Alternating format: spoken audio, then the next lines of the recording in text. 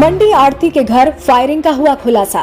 कुख्यात बदमाश नरेश सेठी की गिरफ्तारी के बाद कबूलनामा, वारदात और पूरे मामले का किया खुलासा। 5 आरोपियों में से 3 की हुई गिरफ्तारी, 2 की तलाश में जुटी है झज्जर पुलिस। पिछले सप्ताह झज्जर की सुमन सिटी में सब्जी मंडी के एक आड़ती के घर पर ताबड़तोड़ फायरिंग करने के मामले में डीआईजी ने खुलासा किया है। डीआईजी अशोक कुमार ने बताया कि झज्जर की सुमन सिटी में मंडी आड़ती के घर पर 11 राउंड फायर कर और वारदात को अंजाम देने के बाद बदमाश मौके से फरार हो गए थे।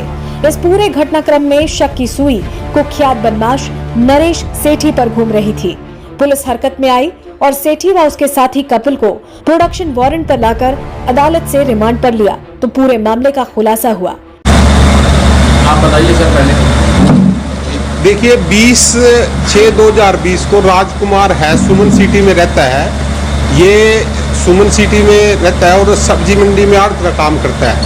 इस पे घर पे कोई लगभग 11 के आसपास इसके घर पे 5-6 राउंड फायर किए थे। जिसने फायर करवाए थे वो नरेश सेठी है, झज्जर का ही रहने वाला है। उसका एक साथी है कपिल, वो दावड़ा का है। इन्होंने ये फायर करवाए थे, लेकिन ये फायर राजकुमार पे ना होकर ये किसी अन्य व्यक्ति पे होने थे। हमने नरेश सेठी को और कपिल को प्रोटेक्शन वारंट पे ले लिया है और नरेश सेठी ने जब खुलासा किया कि ये कपिल ने किया था फोन किसी दूसरे आदमी को, मैं उसका नाम डिस्क्लोज नहीं करना चाहूँगा, आपसे अनुरोध है। और इसमें 3 आदमी थे।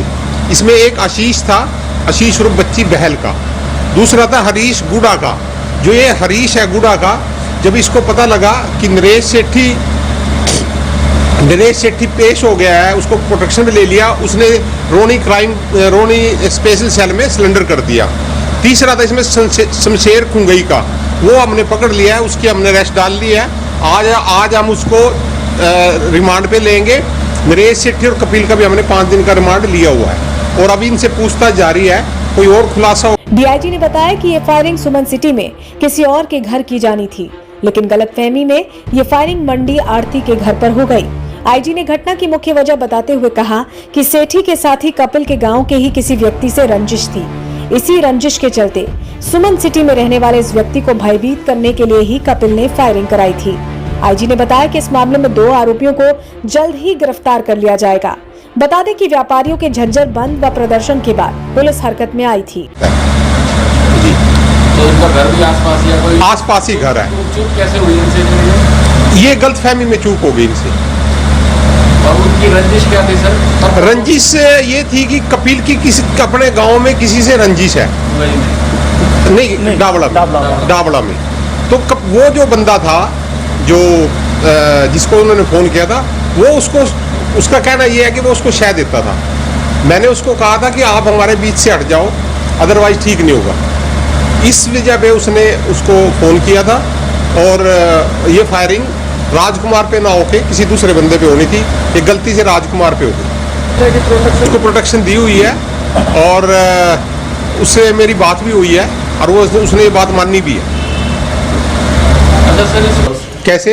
जैसे वो जो दोनों लोग फरीदाबाद जेल में थे, तो ये जो इन दोनों का माध्यम क्या बना सब इनके संपर्क का सर? ये फरीदाबाद फोन पे कर रहे थे कन्वर्सेशन, और वो फोन भी हमने एक तो उसी टाइम बरामद करवा दिया था, दूसरा फोन आज हम परमिशन लेके बरामद करेंगे। कहने का मतलब है जेल में धड़ल्ले से इस्तेमाल हो रहा था। अब ये तो नहीं कह सकते, बाकी फोन जरूर था जिनके हम बरामद करेंगे जल्द से जल्द। एवन इंडिया डीजीपी को याद दिलाना चाहता है कि लॉकडाउन में जहां हरियाणा में अपराध की संख्या में कमी आई थी, लेकिन अनलॉक में लगातार अपराधी घटनाओं में बढ़ोतरी हो रही है।